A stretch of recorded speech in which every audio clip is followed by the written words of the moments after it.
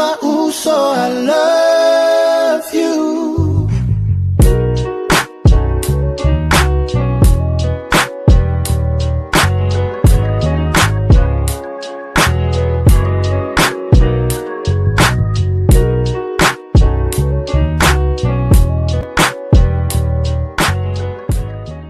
Awesome. Hey family, welcome back to Catching Up with the Usos. I'm your host Hona, and we're very blessed to have one of our close family friends on with us today. Mose Masoe, if you don't know Mose. Hey, say what's up, Mose? What's up, guys? Well, first of all, just want to thank you for taking your time out of your day to be with us. It's an awesome and a pleasure to have you. But yeah, Mose, tell us a little bit about yourself, where you're from, and what you do for a living, and then a little bit about your career. Name's Mose Masoe, born and raised in Wellington, New Zealand, to Samoan family, Nice. Go to church, Methodists, church every Sunday, and just fell in love playing sports. And so I grew up with Hona's brother, so we were best mates. So we just played league throughout school, and then was lucky enough to get a contract to go to Sydney Roosters when I was 18. And that's where it all started. I started my professional career at Roosters, and then was there for about 5 years. Went to Penrith for a year. Then come over here to the UK for 2 years with St Helens. Moved back to Australia to pursue another NRL dream with the Dragons, but didn't work out. And for 2 years, and then now back in the UK and playing for Hull Kingston Rovers, and just had a career-ending injury. So that's pretty much what's happened so far in my life. Yep. And I think one thing to kind of focus on for all you viewers out there, one thing that you guys don't really know about Mose is an accountant. Is that right also? Man, you know what? I took about 2 years at uni, and because my NRL, I was chasing the NRL career, just I didn't have time to finish it off. So deferred it, and just haven't had time. Had family, had kids, yeah, and chasing the dream of playing rugby league for the rest of your life. Most of us think we're invincible, and but that's it. But I love accountancy. I did it since school, and then 2 years in uni. So, and then a year part time. So it's something I would like to get back into, but it's not priority at the moment because I'm doing rehab now to try to get better. So yeah. Well, Mose, thank you. Like I said, man, thank you for your time, Mose. And like you touched a little bit about your career-ending injury there. Do you mind sharing a little bit about what that was and how that occurred? I had a spinal injury about 7 months ago, and it's more commonly known as becoming quadriplegic. So getting paralysis to when they say quadriplegic, it's you become paralyzed in all four limbs. So paraplegic is the two limbs underneath. Wow. So I became quadriplegic when it happened initially. So I couldn't move anything below the shoulders. So I could shrug my shoulders, and I couldn't feel or move anything below. And then I had surgery to try fix it, and it's just going to be a long rehabilitation time for myself. So I was in hospital for about 4 months, and I just come out 3 months ago. So just trying to adjust to the world as it is. So when COVID wasn't on and come out, and it's a weird world at the moment for myself. Yeah, no, it's definitely. No, man, it was crazy because when we first heard it was happening, man, we were shocked, and we were able to see the video of how it occurred. So it was just a normal tackle, right? Yeah, no, it was just it was just really unlucky. Yeah. My neck went into hyperflexion, so there's a ligament in the front of your neck, and it snapped.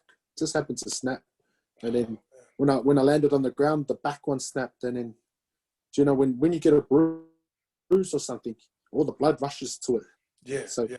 but your spinal cord doesn't want blood to rush to it, so it's all rushed to my spinal cord, and it's impaired my spinal cord. So it's blocked the signals from my brain getting down to all the parts that it needs to. So we went in and they put in like a tube in to drain it, and then put a couple of rods in there just to fix it up. But it's just it's trying to learn how to do everything again. Yeah. So man. it's a bit of a journey at the moment, but it's a challenge I'm really ready to take on. Absolutely, man. Oos, like honestly, I can't imagine what it's like to kind of go through that and then have to learn everything again. Would you say, are you becoming a little bit more aware or grateful for the minor things in life? Or Oh yeah, no, that was one of the biggest things I learned having this injury was the little things you take for granted. I don't know, just little things like getting up to go to the getting up to go to the fridge and grabbing a drink or something. yeah, Something like that would take me a good 10-15 minutes, whereas when I was normal, that'll be a 20-second job. yeah, So absolutely. just little things, but I always count myself lucky because it could have been worse than what it is. So I could have been just paralyzed from my shoulders down. It could have been just that. So count my lucky stars that it's not, and just got to keep moving forward, Miles. Bro, that's the one. Also, that's the one, and that's why I thought you would be one of those perfect candidates because, for us, it's October and it's Mental Health Awareness Month, and we thought it'd be great to kind of have you on there. But with that being said, you also have a family, and I think that's one of the biggest things that, especially when an injury like this happens. Like, how's Carissa? How's the girls, and how did they kind of cope with the whole situation?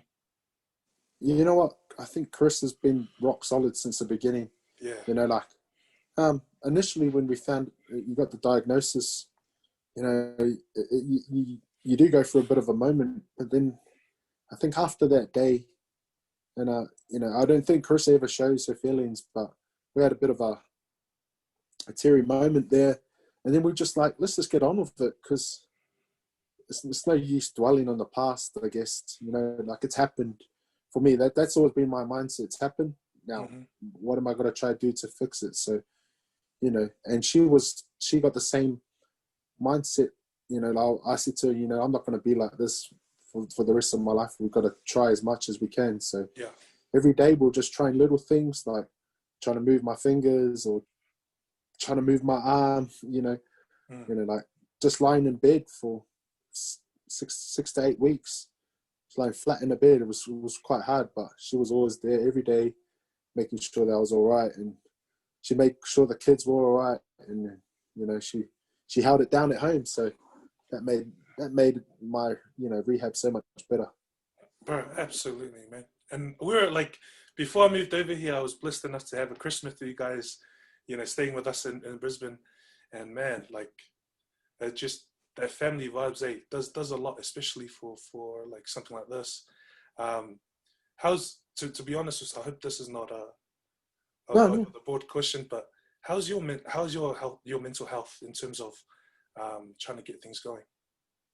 You know what? For me and Carissa, we learned how to talk to each other really, because that's all I could do. I was lying in the bed, and she was feeding me. I couldn't feed myself. I couldn't even wash or bath or anything myself. So she was doing a lot of that stuff, and we're just talking, and it was like taking us back to when we first met. We were talking, and it kind of made our relationship better, I think. In that way, because we were going through it together. We're talking about our feelings and things like that, which was good. But then, we both came to terms with it, and then it's like you said, it's having family supports is the best thing ever. Yeah, bro, absolutely. Yeah. Who's been like one of your biggest motivations to kind of pick things up and stuff like that? Like, who's been motivating you apart from Chris and the girls? Who's been kind of that standpoint for you? You know what? You know, you met my cousin Timmy. Oh yeah, yeah. Yeah. So he's so a little story about Timmy. He's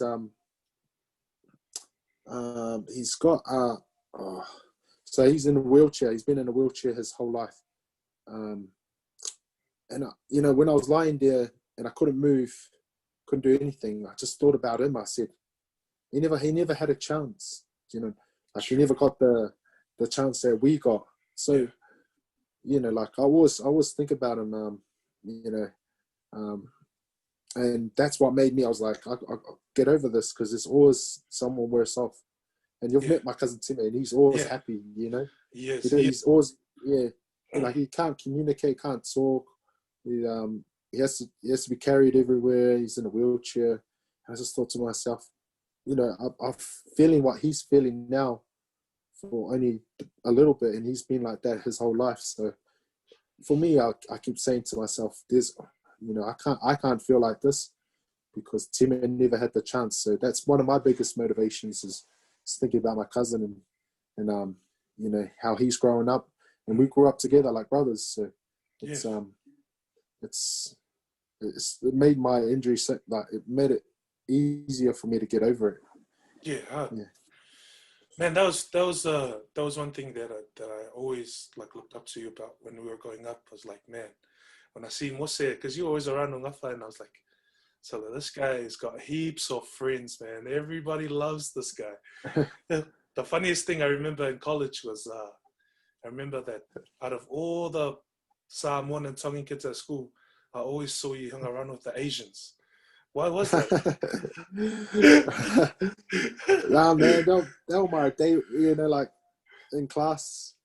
So, you know, like I made friends with them from day one at school, and you know, I'm one of those ones.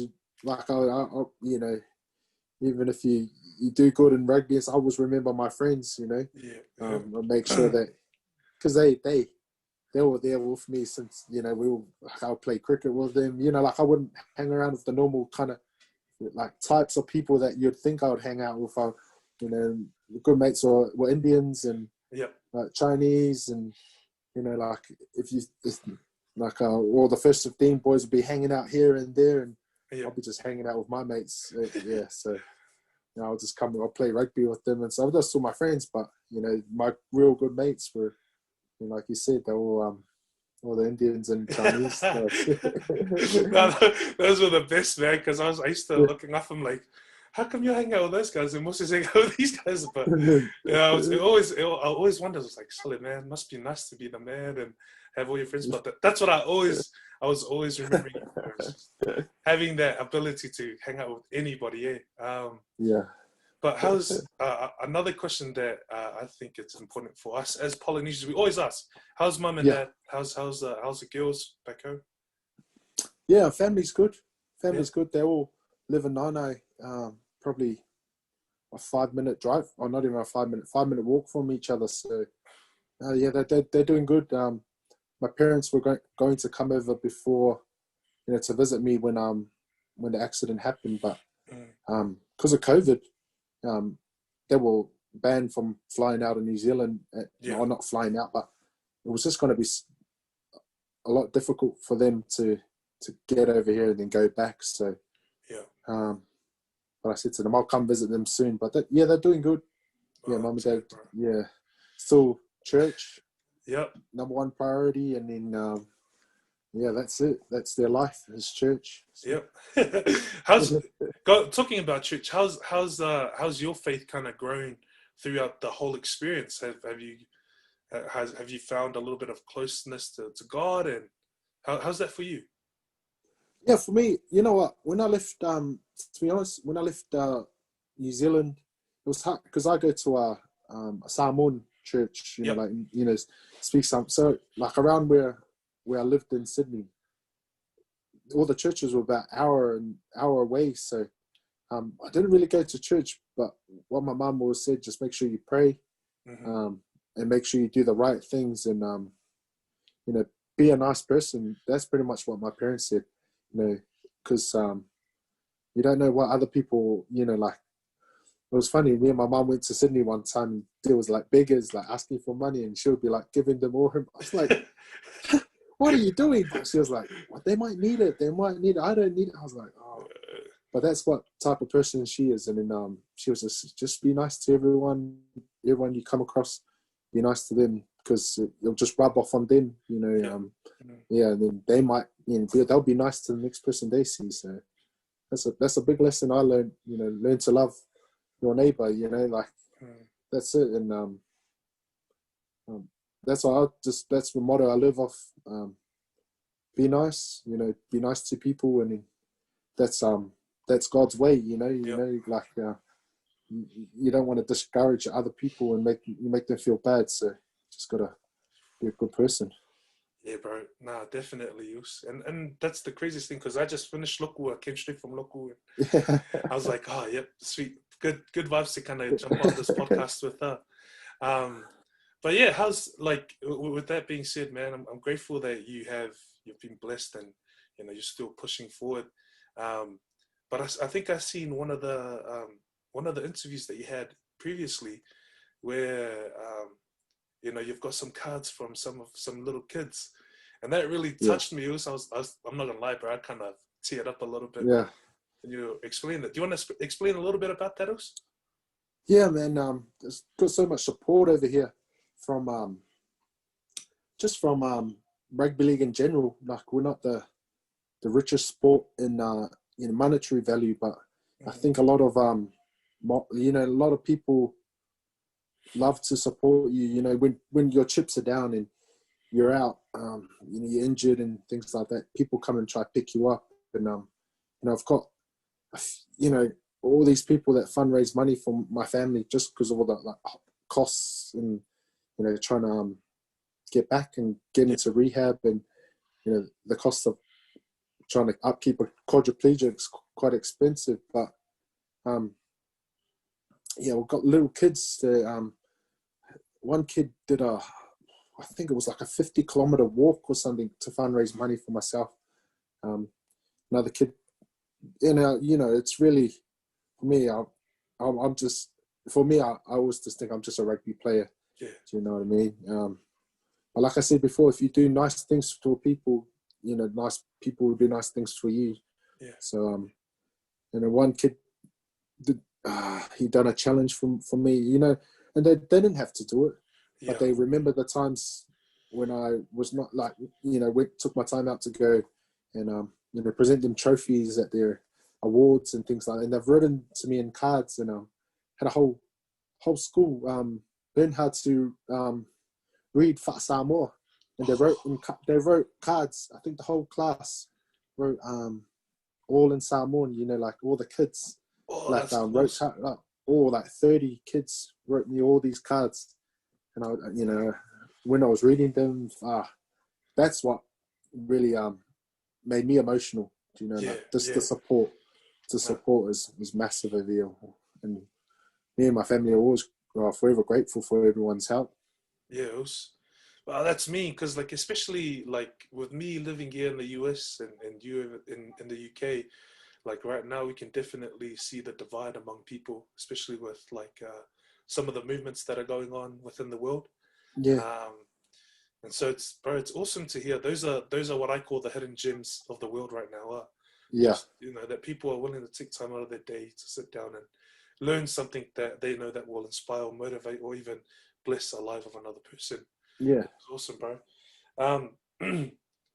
So tell us, man, I've had this memory of you for a long time that Ngafa shared with me. I want to see if it's true. It happened in college, in high school, and I heard that you were in I think it was the 200 meters for freestyle, and you jumped in the water and you didn't take a breath the whole way there and the whole way back, and you got disqualified. Is that true? Yeah, no, it was true, because I couldn't No, it was butterfly. Oh, It it's was butterfly. Oh, yeah. it was 100 meter. Oh no, it was a 50-meter butterfly. So it was 25 length and 25 back. But I can't butterfly. That's the worst. I can freestyle backstroke, breaststroke, but I can't butterfly. So I was just geeing up, and I said, "Oh, I'm gonna just run, jump, and just go under the water all the way there, underwater there." And it was a good laugh. So, yeah. Solid, man. I used to hear all these stories. I'm like, Solid, this guy must be Superman or something. But it was like, I know one of your clubs that you kind of started off with was Ranwick, right? Is that right? We all played Ranwick together. And then I also remember that you couldn't fit in the scrum or something, so they put you at fullback.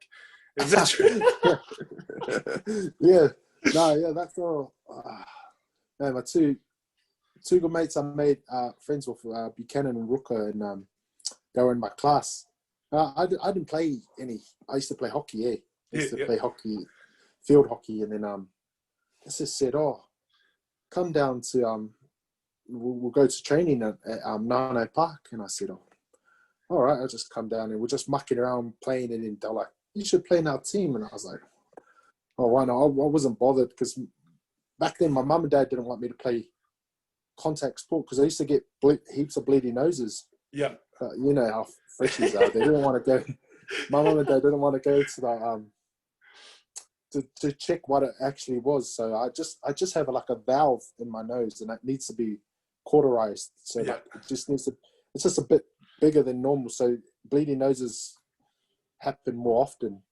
But yeah, every time I used to like get in bumps and stuff, I used to get a bleeding nose. So. But then I got there, and because I'm about probably the same height as I was when I was 13. So yeah, they said to me, yeah, you can play fullback. So yeah, I played fullback, 13, so under 13s, under 14s, and then under 15s, and then straight to the front row when I got into 16. So man, those were some of the best moments. It's like, I used to remember going to watch Nuffa's game, and you guys were all playing in the same team, and man, you guys will rip some of these kids apart, bro. Wait, how tall are you? How tall do you think you were when you were 13? I remember I did a height thing. I was at 187 centimeters, so I'm 194 now. So I was like just under 6 foot when I was 13. Yeah, and then I was, but I was like a bit. I'm not as big as what I was. I wasn't as big as what I am now, but yeah, just skinny, more skin and bone than. Bro. Yeah. Man, that's awesome. And then so another question that I had was just to kind of, because I know you're proud to be Samoan, and that's one thing that I really love about you is that you kind of show with, you wear your heart on your sleeve, especially being a Samoan man, and especially when you play for the tour, which is awesome. Yeah. I know that us Samoan men have that mentality that we're Supermen, that we're, untouchable, invincible in a sense. Yeah. But how, a question that I have for you is, how has your life been changed, especially with that mindset of being a Samoan man? How's that kind of changed over time with going back to what you just experienced? With my injury. Yeah, with your injury, yeah. You know what? A lot of lessons I learned from my dad was, if you, nothing's gonna be handed to you. Yeah. You know what I mean? They migrated from Samoa. They just worked whatever jobs they needed to do in New Zealand to make, to put food on the table for us kids. So that's what another thing going through my head. I said, they didn't have a choice. They just did all the cleaning jobs, factory jobs, just jobs so we could have an opportunity. And that's how I was thought. I just said, if I want to get better, I have to do it myself. You know, it's all up to me. You know, there can be a lot of people outside telling you what they want to do and things, but if I didn't fix my brain into saying, you know, walk, you know, like you got to walk, you got to do it, because like my parents did it. You know, I think about what they did, and they did the hard yards, and I was like, well, I got to put in the hard yards myself. If I want to get better, then I have to do it. So yeah, that's one lesson I learned from my parents. That's awesome, Mose. Do you have any advice for any of our listeners, like who are going through some mental hardships or even have faced some physical disabilities? Like, do you have any advice that you could give, or any, I call them gems or pills, that you could give to kind of help them out? You know what? There's always gonna, you know, there are gonna be hard days. Everyone has hard days, but you know, you always gotta remember tomorrow is gonna be a better one. You know, you always gotta look ahead. It's gonna be a brighter day tomorrow. So you know, there's a lot of mental health at the moment, especially with COVID, and a lot of people are just just learn to talk. One of the things, it's hard to, you know, but people that are okay, they should, you know, call your parents or call your cousins or call your mates and make sure they are fine, you know, because besides COVID, mental health, you know, suicide and all that stuff is it's a bigger killer than COVID. Yeah, straight. You know, so check on your loved ones, check on your mates, you know, make sure they're all right, and then, you know, because someone might smile at you and say, "Oh, I'm sweet, I'm all good," but you know, if you're true, also you'll get down to the root of it and see if they're all right, because that's the only way we're gonna fix this, and just everyone be nice to each other. For real, though. The world's tough enough already, you know, having to, you know, get jobs and, you know, upkeep of you know, a house and things like that. You know, you don't know, you know, just a smile to someone and might make their day. So, you know, just be more positive. Yeah, and you'll see it will be infectious to other people. Awesome. That's good advice. Thank you for that also. I've been saving this one because I know it's been a really big blessing for your family. I know that you guys just had another baby, is that right? Yeah, man. Wow, man. Yeah, it's awesome. We've had our little boy Louis, and yeah, he's the massive blessing. We always say, we always actually say this to him. We go, "You're the best thing that's happened in 2020," because you know, there's been yeah, we've gone through a lot, but the more and more we cannot dwell on the past, can't dwell on what's happened. Yes. But we're just so happy. We're so happy to have our son. That's our blessing, you know. Like, you know, so we're very grateful for having him. You know, so no, it's he's been our blessing for 2020. So yeah, he's awesome. And I've heard that one of the greatest blessings is that, or the positive things that have outcome from your injury is that, you know, you get to spend more time with the kids and being a dad. How's that experience been for you? Oh, it's been good. It's been testing at moments because you know, I'm not used to it. I'm used to going to training, coming back. But because of COVID, kids were home 24/7. So come down. Carissa will be homeschooling the kids, and homeschool is not my forte. Just watching the kids, I was going, oh my god! But yeah, she's good.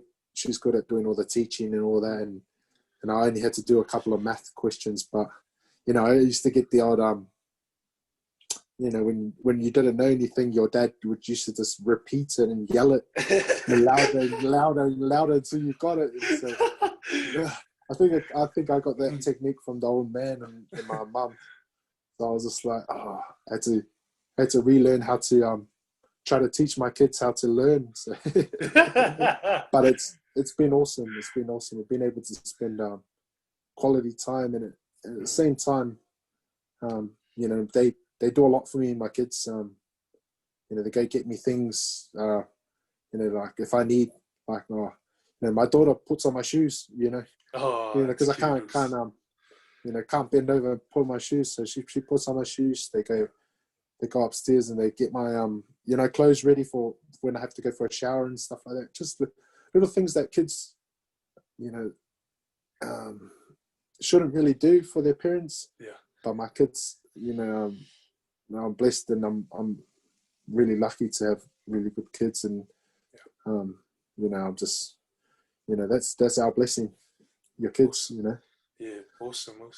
And I can tell, bro, like those girls, man, they're gonna grow up and be some trouble, man. And also shout out to my boy Benson. So yeah.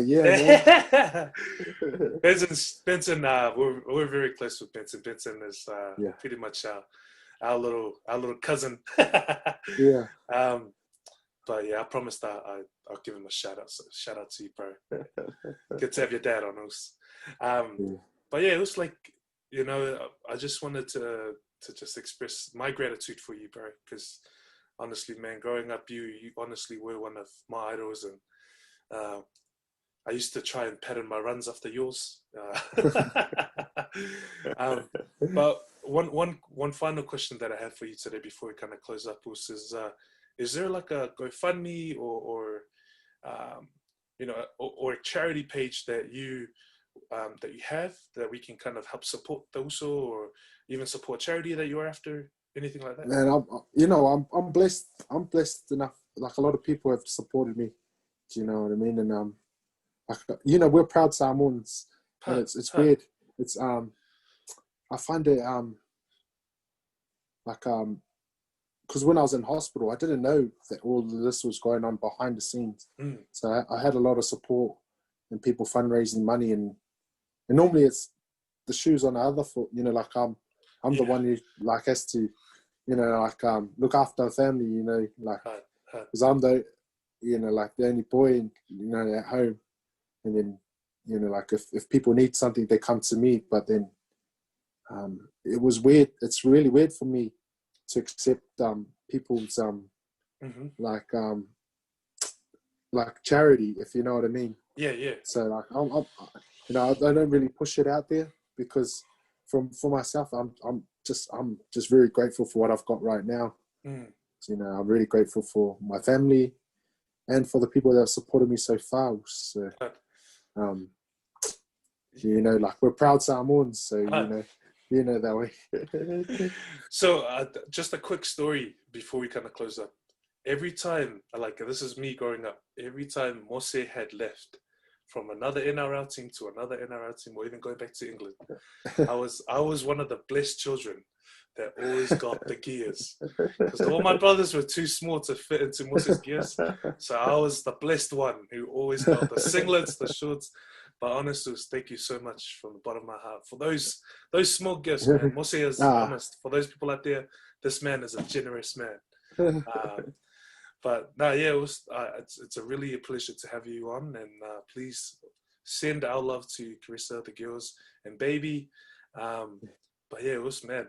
We just want to give you some props, because I don't know anybody who's has handled it as much as you have, especially with your injury. But yeah, guys, we're very lucky, and I hope all of our listeners have learned something new today, especially with going through some mental health. Any last words for the squados?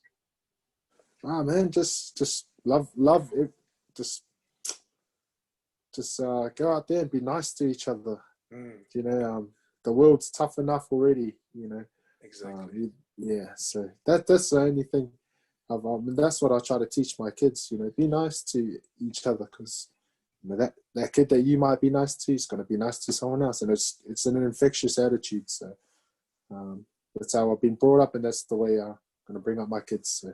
Absolutely, absolutely. Well, bro, thank you again for your time. Don't worry, we'll all be praying for you guys. Make sure everything comes all right. But yeah, thank you for taking your time and just sending love and support over your ways. But yeah, everyone, thank you for tuning in to Catching Up with the Uso. This is Mose Masoe. Manuia. Manuia. Kei lava uso. Thanks, Us.